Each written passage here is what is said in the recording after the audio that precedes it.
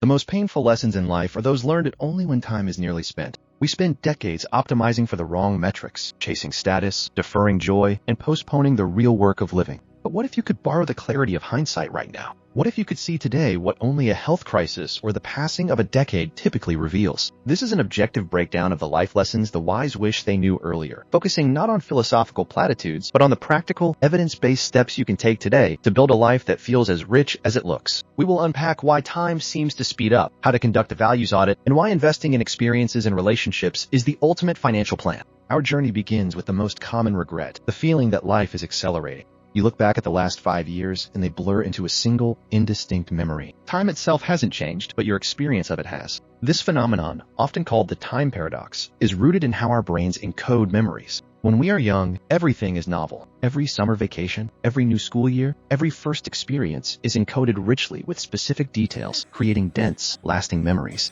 These dense memories make the past feel long. As we age, routine takes over. We drive the same route, perform the same tasks, and engage in the same predictable cycles. Routine reduces novelty, and when novelty is absent, the brain encodes memories poorly. Weeks compress into sameness, and the months vanish. Furthermore, many of us live perpetually in the future, planning the next promotion, the next vacation, the next major purchase. This future focus drains attention from the present moment, weakening the memory of what is happening now, thereby speeding up felt time. The solution to slowing down time is simple, yet requires deliberate effort. Increase novelty and attention. To increase novelty, integrate small, manageable changes into your routine. Take a new route home, listen to a genre of music you typically avoid, try a new recipe, or start a short conversation with a stranger. These small disruptions force the brain to pay attention and encode new details, expanding your perceived memory footprint. To increase attention, practice single tasking. When you are eating, just eat. When you are talking to a loved one, put your device away. Sensory check-ins are also powerful tools. Pause and consciously name 5 distinct sensory details around you. What do you smell, see, hear, feel, and taste?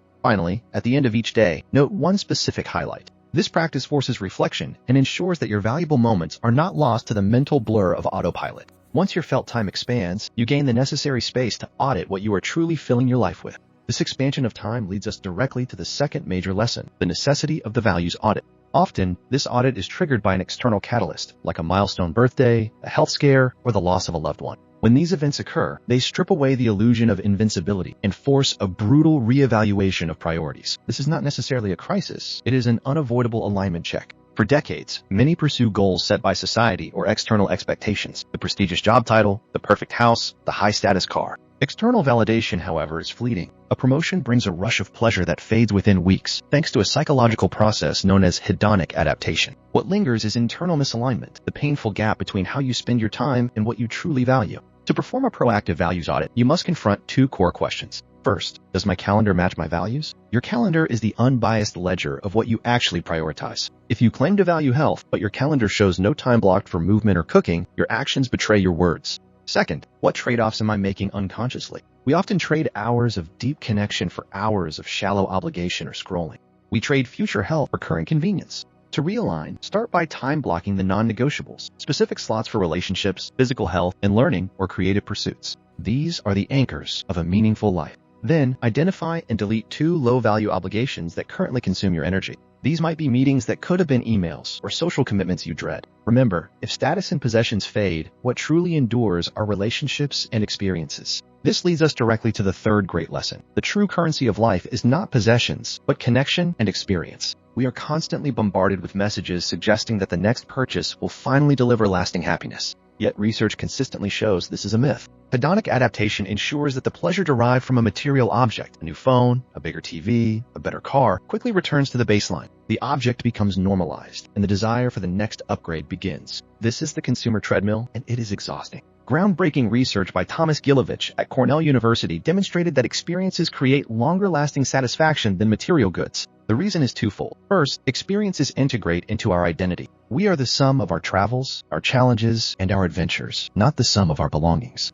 Second, experiences often strengthen social bonds. Sharing a trip, a meal, or a challenge with others creates shared memories that become the foundation of lasting relationships. A material purchase is often consumed alone. An experience is almost always shared or discussed. This finding is powerfully reinforced by the longest study on happiness ever conducted, the Harvard Study of Adult Development. Tracking participants for over 80 years, the study definitively concluded that the quality of close relationships is the single biggest predictor of health and happiness across decades. Not wealth, Not fame, not career achievement, but strong, warm relationships. Therefore, the practical investment swap is clear. Choose shared rituals over high-cost gadgets. Plan a low-cost adventure or learning opportunity over a superficial upgrade. And most importantly, proactively invest in your relationships. This means more than just being physically present. It means attention, appreciation, and shared time. A simple, powerful action is to send one sincere note of appreciation, a text, an email, or a handwritten card to someone you care about every single week. This small, consistent investment yields exponential returns in emotional well-being.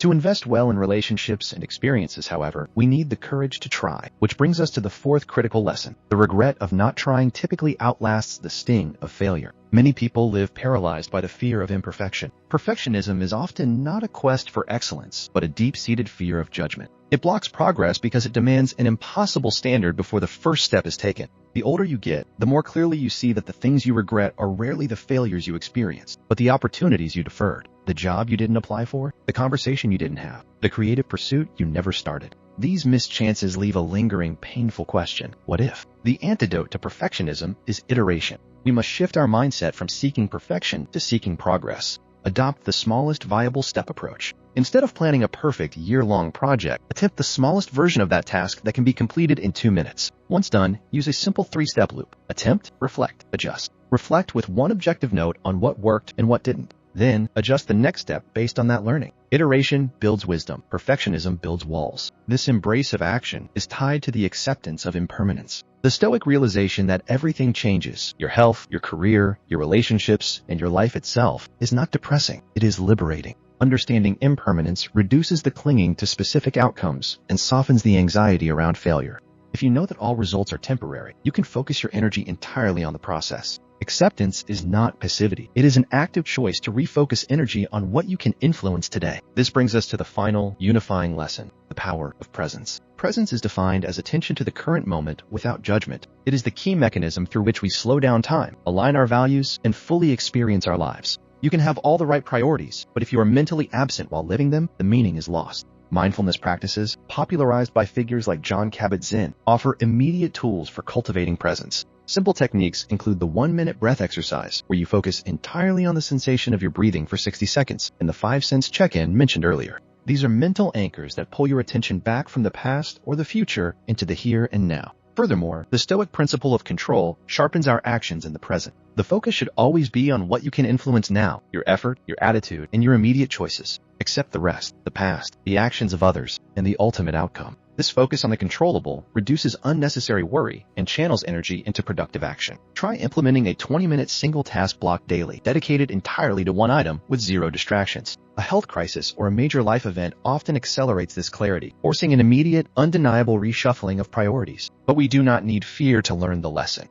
We can borrow that clarity now through proactive, structured audits. The simple structure of a weekly review beats relying on sheer willpower. To synthesize these lessons into an actionable system, we propose a recurring 30-minute weekly values and time review. This is your proactive audit, ensuring your calendar remains aligned with your deepest values before life forces the correction. The review should focus on 4 core prompts. First, energy. What activities or people gave me energy this week, and what drained it? Schedule more of the former and less of the latter. Second, connection. Who did I invest in this week? Did I prioritize my most important relationships? Schedule one specific relationship investment for the coming week. Third, learning. What did I practice or learn? Did I allocate time for growth? Commit to one small learning task. Fourth, kindness. How did I help someone else, even in a small way? Altruism is a powerful driver of meaning. Use this checklist weekly. One sincere call or deep conversation with a key person, one sincere message of appreciation, and one plan for a shared experience. Finally, apply the smallest step rule to any task or goal you are currently procrastinating on. Reduce it to a 2-minute action and complete it immediately. Time feels faster when life runs on autopilot. Novelty, attention, and reflection slow it down. Experiences and relationships compose identity and predict well-being more than possessions.